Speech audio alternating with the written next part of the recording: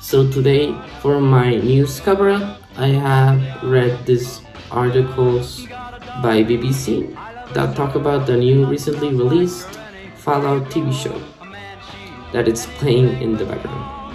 So, what is Fallout? Fallout is a video game series originally created by Interplay in 1997. It is a role playing game and it has had a lot of evolution across the past decades.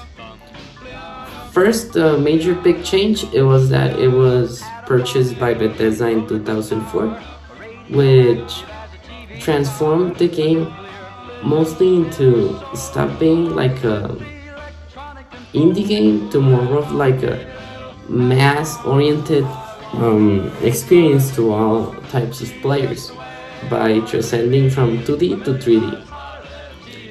And now, one of the most proclaimed series in all of time of fiction finally has the opportunity to have its own TV show.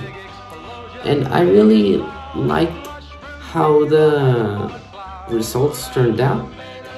And the articles talk a little bit about how the actors mm, felt during portraying these characters. Actors such as Ella Parnell, who plays Lucy, the Vault Dweller, Walton Goggins, who plays Cooper Howard, the Ghoul, and Aaron Clifton, Maximus or the Knight. I'll be getting into much more detail, but first I would like to explain why I feel like this is one of the greatest video game adaptations of all time. If you are familiar with the video game world and movies and series, you may know that it doesn't always turn out right. And I feel like the source material here was portrayed perfectly. The scenarios and the way the characters act and talk, it really feels like you're playing the game. It has the same sort of vibe, and that's one thing I really respect. And it's really hard to make people happy these days. And I feel like they did a great job. Not only I know I'm not talking only about the props and the acting. It's just the whole vibe. You really feel like you're playing a Fallout game. Critics were given 5-star reviews, and it was really well deserved since Jonathan Nolan, brother of Christopher Nolan, who directed Oppenheimer, really put his heart out on the show, and you can tell that the 150 million euros were well spent. Kilter Studios made sure to give a lot of creative freedom to those who wanted to get involved in the project, such as Todd Howard, an executive producer in Bethesda who has worked with them for decades by now. So, a little history lesson is that the Fallout universe separates itself from ours ever since the World War II. In this universe, they had this idea that it was better to continue using nuclear power and so on.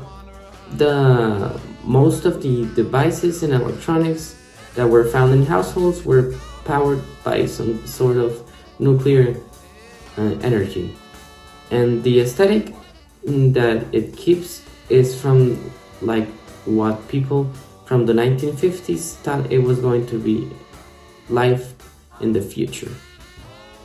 Now, to finish things up, I would like to talk a little bit about the story that goes on in the show. The story takes place in a world ravaged by nuclear waste 200 years after World War.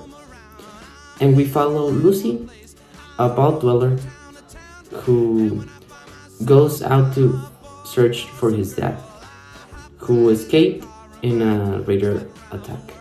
Because if you're wondering why she was in a vault, it was because before war, there was this company called Vault-Tec who made these bunkers, and it was meant for different types of experiments, but unfortunately, the dwellers didn't know about this.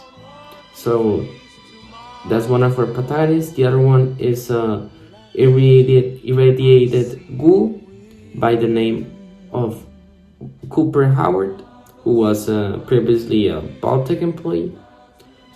And our final protagonist is called Maximus, a Brotherhood of Steel recently raised knight.